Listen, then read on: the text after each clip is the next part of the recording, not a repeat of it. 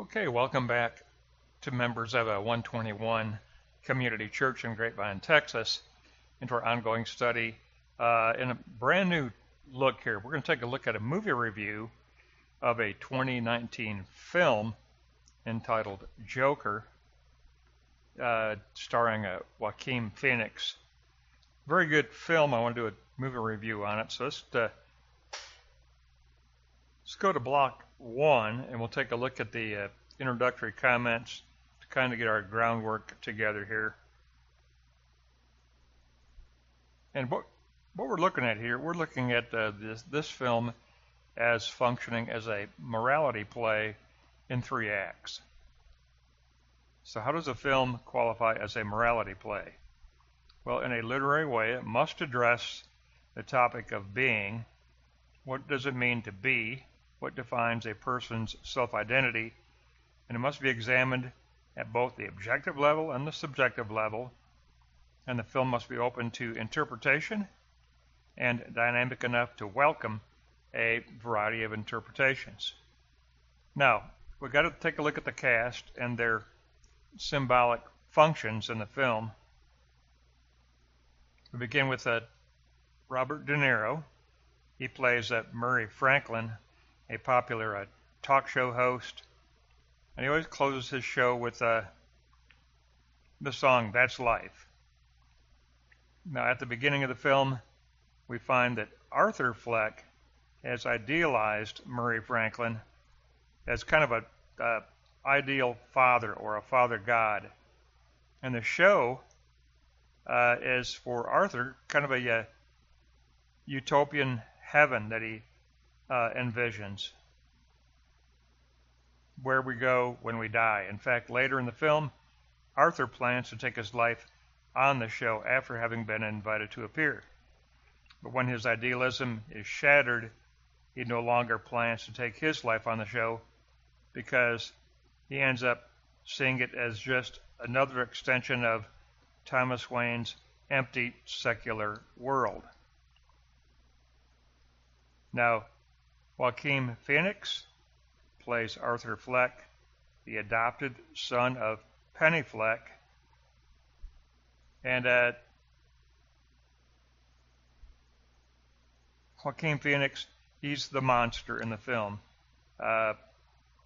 The Frankenstein monster without a soul. His identity is painted on the surface of his face. There's no depth of personhood here.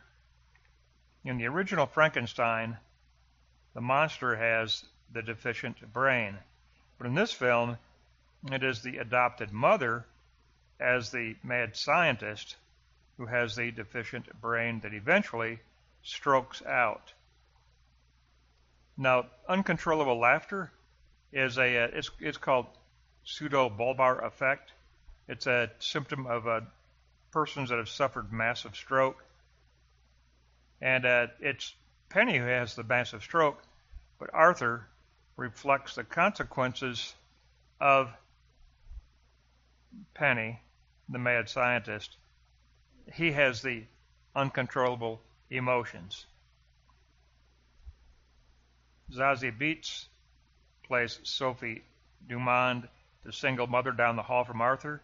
She's the friend that the monster yearns for, just like in the original Bride of Frankenstein. She also provides contrast as a real mother when compared to Penny Fleck, the mentally ill mother who adopted Arthur. Now, Brett Cullen plays Thomas Wayne, the candidate for mayor who has a financial empire, and he equates being human with success in business and wealth. He kind of proposes a secular prosperity gospel. 3 of his financial advisors physically assault Arthur on the subway. Now, Frances Conroy plays the adopted mother, Penny Fleck. And she is the mentally disturbed mother, adopted mother, who actually has allowed her adopted son, Arthur, to have been abused and neglected his entire childhood. She's the mad scientist. She's the one responsible for creating what Arthur Fleck becomes. Let's go to Block 2 and take a look at Act 1 and 2. Now, Act 1.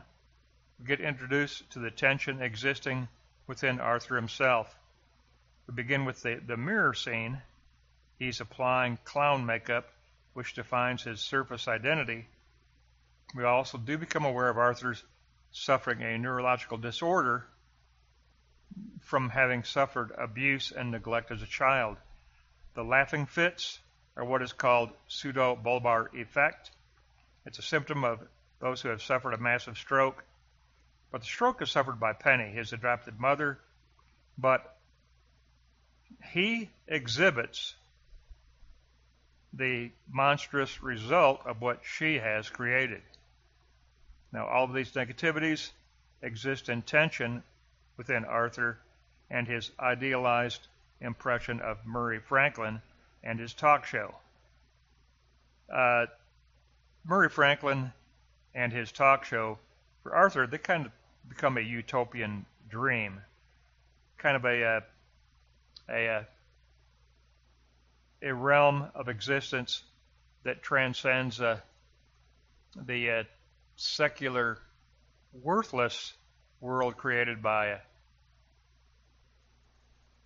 Thomas Wayne.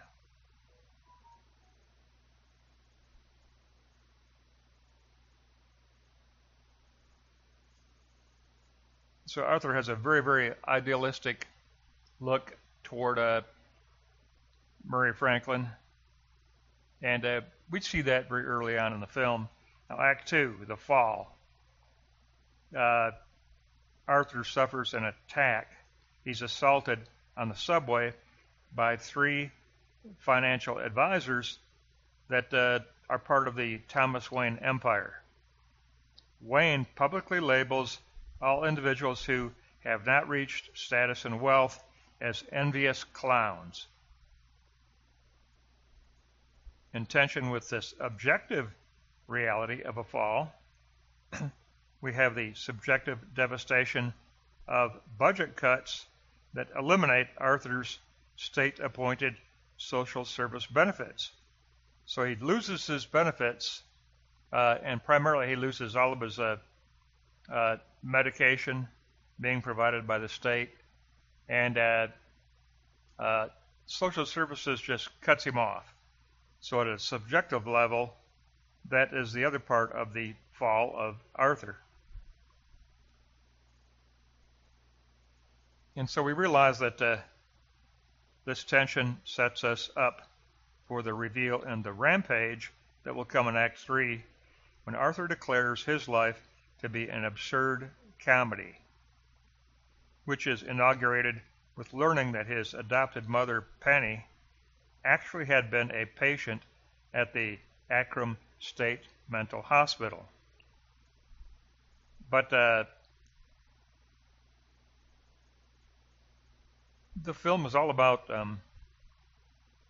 Arthur Fleck realizing that he has become this absurd comic figure because he has been brutally abused and neglected his entire childhood. He finds this out when he goes through the file on his adopted mother at the state mental hospital. And that revelation becomes a moment of deep awareness for the monster, the created monster Arthur.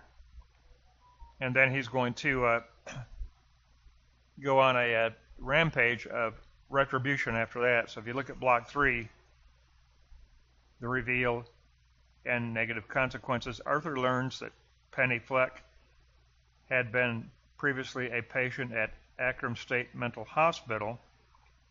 Therefore, everything she's been telling him has been a lie for years and years and years. And he actually looks at her file and reads all of the notes about how there are even the newspaper clippings in the file of pictures of him as a child having been abused and beaten and neglected. So Arthur executes his version of retribution. He kills Penny initially, then he kills his co-worker who had betrayed him, and then later toward the end of the film, the idealized vision of Murray gets destroyed because Arthur witnesses too many incidents of Murray mocking him on the show. So then he realizes that the talk show isn't any better than the perverted, empty world created by Thomas Wayne. So his initial plan was to commit suicide on the show, but instead we find that he's going to commit a retribution murder of Murray as well. After first killing Penny and then killing the co-worker, he's going to execute and murder Murray Franklin. But this is why I entitled it as a Frankenstein-Morality-Play, because Mary Shelley told us that she did not write a horror novel. She wrote a morality play about a man's inability to replicate the creative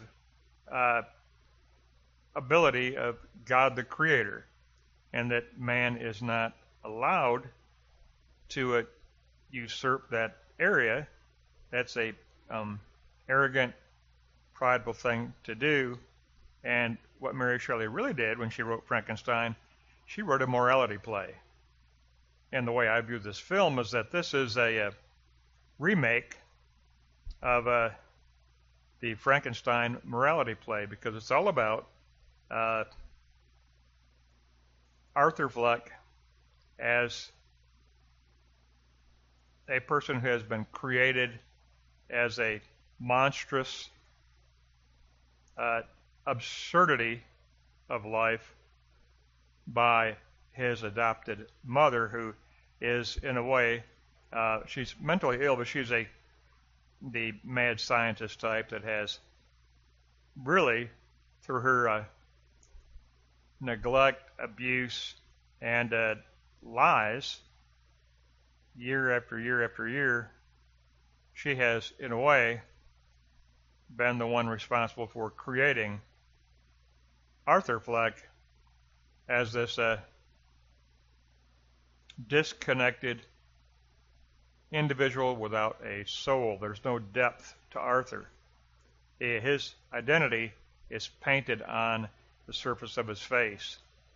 There's no depth of character. There's no soul. He's basically, in a symbolic way, he is the Frankenstein monster. But the deficient brain in this film is not in the monster. It's not in Arthur. The deficient brain is in Penny. She's the one with the deficient brain. It's the mad scientist that has the deficient brain. And eventually, in the film, she does stroke out. She completely strokes out. So it's not the monster that has the deficient brain in this film. It's the creator of the monster. It's Penny Fleck. She has the deficient brain. And eventually she does stroke out and end up in the hospital, but it's Arthur Fleck who exhibits the consequences of someone who has suffered stroke. It's called pseudo-bulbar affect, and it's the inability to control emotions after having suffered a massive stroke. You have episodes of uncontrollable weeping. You can have episodes of uncontrollable laughing, and it takes your breath away. And you notice in this film that many times Arthur grabs his throat after he has these emotional fits, and that's indicative of massive stroke consequences. So instead of Penny suffering the consequences of massive stroke, her creation, Arthur, exhibits the symptoms of her massive stroke. That's the connection there. It's called pseudo-bulbar affect. And Arthur suffers this inability to control laughing or to control weeping. Now, at the only time in the film where we find Arthur weeping is in the state mental hospital. He grabs the file of his adopted mother, the Penny Fleck file. He runs down the hall. He enters the stairwell of the hospital. He descends 2 floors, and he sits in the corner. There's a window in that area, in that stairwell. He sits under the light of that window, and symbolically, that's where he gains the light of awareness of what he really is and what Penny Fleck really is. And he reads through the file and finds news clippings of pictures of him as a child with bruises all over his body and his face, severe trauma to his head. That's why he suffers what he suffers. He had been brutalized and abused and neglected all of his childhood. So he's under this window in the stairwell of the state mental hospital, and it's the moment of self-consciousness for the monster. And that awareness creates the rampage of retribution that will follow. But there is one moment through the whole film. He's always has uncontrollable laughing, but in that stairwell, in that moment of awareness, he does have uncontrollable weeping.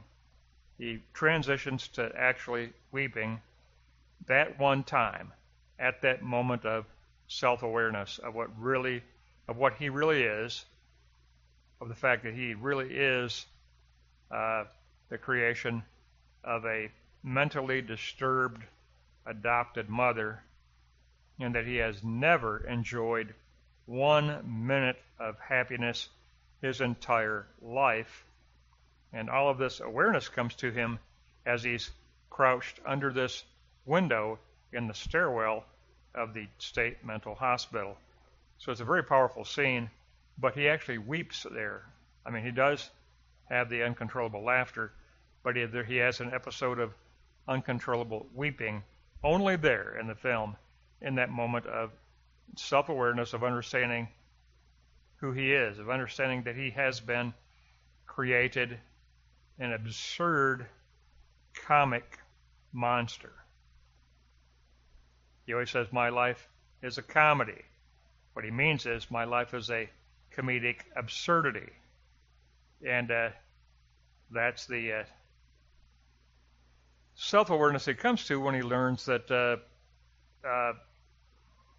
Penny Fleck has actually been a patient at this Akron State Mental Hospital. So it's a very powerful film. I see it as a morality play in 3 acts, and I see it as a remake of the Mary Shelley Frankenstein morality play in 3 acts. So there's a really brief movie review for you. I'm sure many of you already watched it by now. It's a 2019 film, but anyway, there's a really brief review from me, and I thoroughly enjoyed it, and I highly recommend it. Thank you, my friends.